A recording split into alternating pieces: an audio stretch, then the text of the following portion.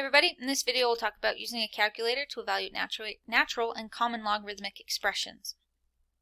So every calculator is different. I'm going to show you on a basic function calculator, one you might see on your phone or computer.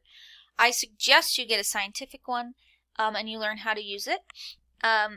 For this purposes of this video, I will write down the answers and you can attempt to get the same answers as I get.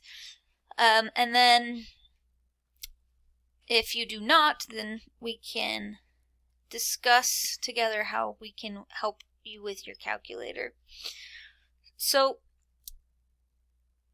the natural log of 23. If I have a basic function calculator, I can't just say natural log, okay? Because natural log of 0 isn't going to give me anything. So what I have to do is I have to put in my number first and then click natural log. So the natural log of 23 should be 3.15. It says round to the nearest answer, so I mean thousand. So 3.135 is going to be my answer for this first one. Very similar thing I'm going to do with the next one. Okay. And I'll take 3.592 and take the natural log,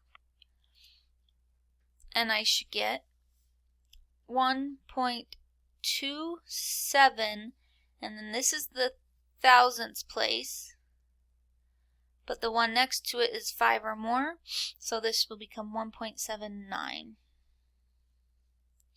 Okay, so that's that one. Now, natural log is base e, right? But for this next one, I have just log, which is base 10. So you can see on this calculator I have a log base 10.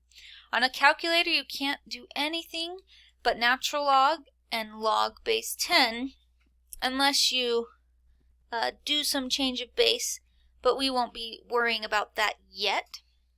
So if we clear this out, I take 2,103 and I take log base 10 of that, then that's going to give me the answer for my next one, which is, rounded, would be 3.323.